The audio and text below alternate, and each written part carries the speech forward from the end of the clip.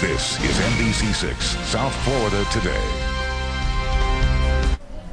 Well, life in the limelight may seem glamorous, but the pressures of fame can take their toll on even the most powerful and talented people out there. Here to talk about the Celebrity Meltdowns of 2008, celebrity life coach Patrick Wanis. Okay, actors, sports players, politicians, no one was immune to the 2008 meltdown. First, we'll get into the list, but first describe to me what is a meltdown.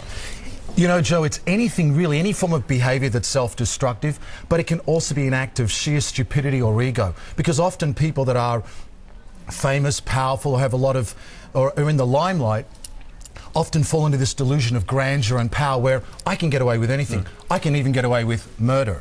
Okay, so I have the list here.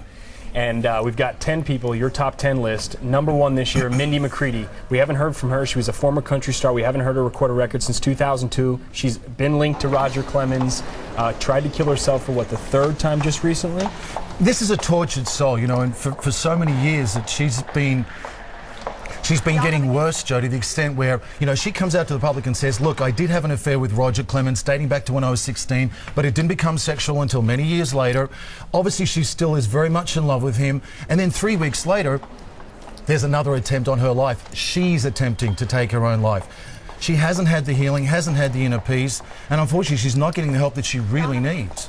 Number 2 on the list. This was last year's number 1, Amy Winehouse. This girl, from all accounts, is running out of time. I believe that she's got a major drug and alcohol problem, and why is she your number 2 on this year's list? Well, you know, the saddest part for Amy Winehouse is that she has such amazing talent, such a creative genius who has so much to give to the world, but she engages in this self-destructive behavior. Then she gets together with her husband, who together they're just bringing each other further down. Fortunately, she's split, and now she's on the path to recovery.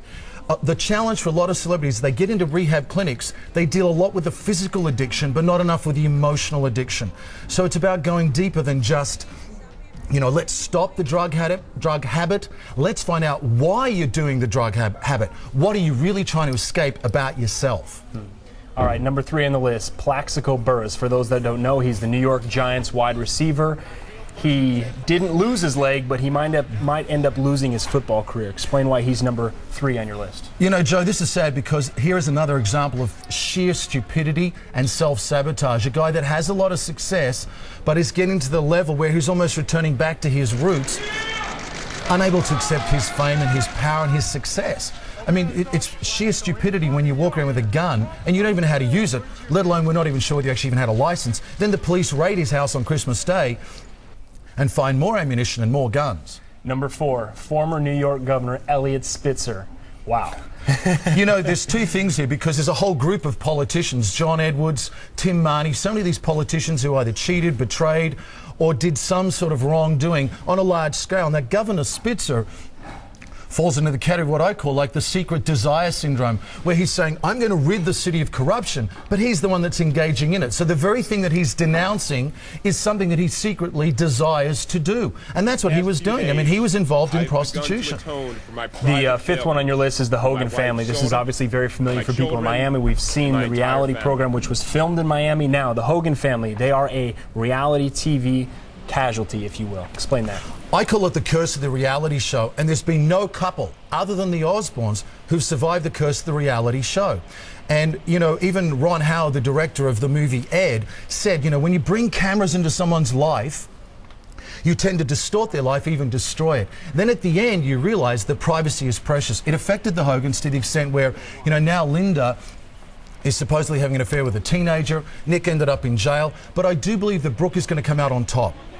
Why is that? Well, she's a very sensitive person. She's very sweet. She's also very intelligent, very grounded. She's seeking answers. She's looking deeper inside herself. And I believe she has the potential to go a lot further and to go beyond music and contribute something in the sense of helping other people to transform their lives. I think she's going to learn a lot from this experience. Well, let's hope so, because that family sure has seen a lot go wrong for them in these recent years. Okay, number 6, David Duchovny. This is a case of life imitating art.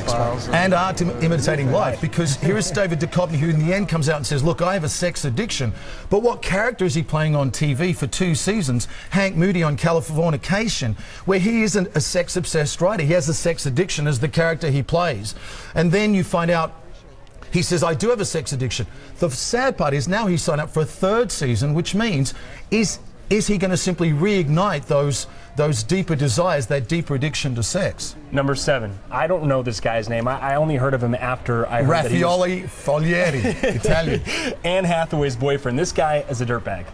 Well, you know, here is a guy that says, look, I'm linked to the Vatican. I have so much power, I can get to the Pope. Here, give me money, invest in my project. And all he was doing was basically spending the money, and it was a big scam. And he was living in this wonderful apartment with Anne Hathaway, which is how he became known. And I think it was like $25,000 a month or $37,000 a month. Well, now his little apartment is like a little cell with just bars. And it's a shame because, you know, he had a chance to contribute, but again, he was too busy taking. All right, we have 30 seconds left, so let's fly through these last 3. Well, Christian Bale, because of, you know, what he went through, and very similar to what Heath Ledger went through. When you're playing dark roles, it's going to have an effect on you. So he was, you know, allegedly charged with assault, but the charges were later dropped. Kanye West, who's been involved in scuffles with photographers in 2 airports. And finally, another beautiful but tortured soul, Heather Locklear, who's married celebrities, and they've each failed. She needs to get together with someone that's going to ground her, not bring her down. So at least, you know, you are a life celebrity coach, and you certainly blew through that list very good for us. Thanks, 10 lists, Joe. the 2008 Celebrity Meltdown. If you want to learn more about the celebrity life coach Patrick Wanis, log on to our website, NBC6.net, and it's on the As Seen on NBC6. Kelly, back to you.